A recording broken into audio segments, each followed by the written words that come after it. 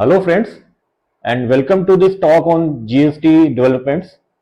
Today we will discuss a very important judgment which is delivered by the High Court of Madras. The case relates to the Supreme Paradise. Now why I am saying that the judgment is important?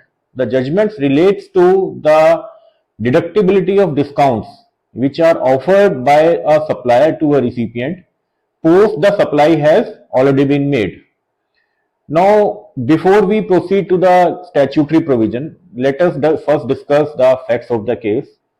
As per the facts of the case, the assessee had supplied the goods to the recipient and levied the appropriate GST on that.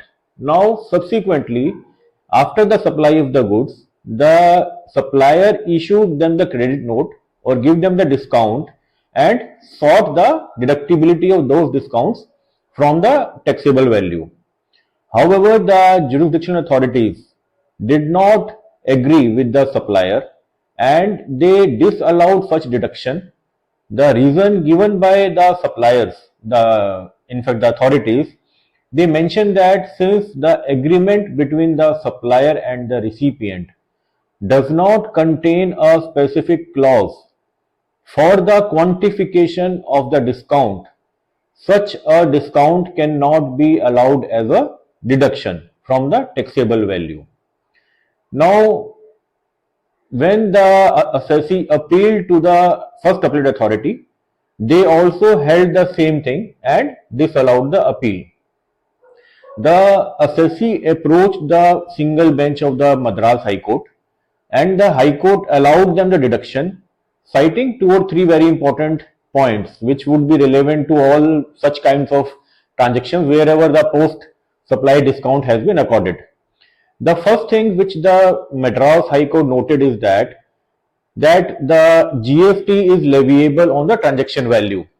Now the transaction value has been defined under section 15 of the CGST Act as the price paid or payable for any transaction by a recipient to the supplier, and where the supplier and the recipient are not related and price is the sole consideration. Now the High Court said that in fact not in the clear terms, but of course based the past jurisprudence in the excise, that the transaction value has to be determined in each case separately. Then the court came to a very important section, section 15 subsection 2 of the CGST Act, which enumerates certain inclusions which are to be made in the taxable value for levy of GST. Now, one such inclusion which has been prescribed under the CGST Act that relates to the subsidy. That is, whenever a subsidy linked to a supply is being given by one person to the another, then that would be added to the transaction value. However, if such subsidy is being given by the central government or the state government, then that subsidy will not be included in the transaction value. Explanation to this clause provides that the subsidy would be included in the transaction value of the recipient who is receiving such a subsidy. The High Court held that the subsidy would be included if it relates to the particular supply.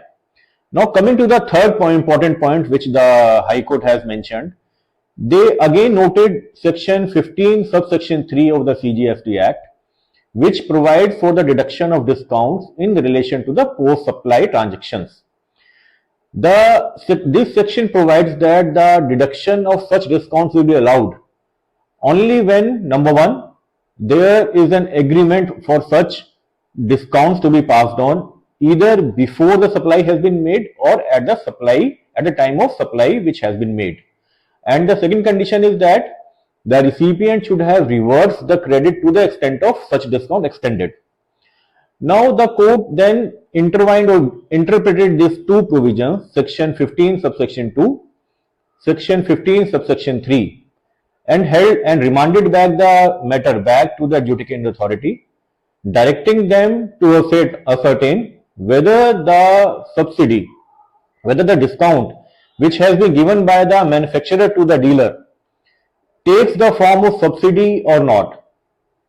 If it forms part of the subsidy, which is directly linked to the discount which has been given by the dealer to its customer, then that would form part of the transaction value, and no deduction to that discount would be given between the transaction between the dealer and the recipient.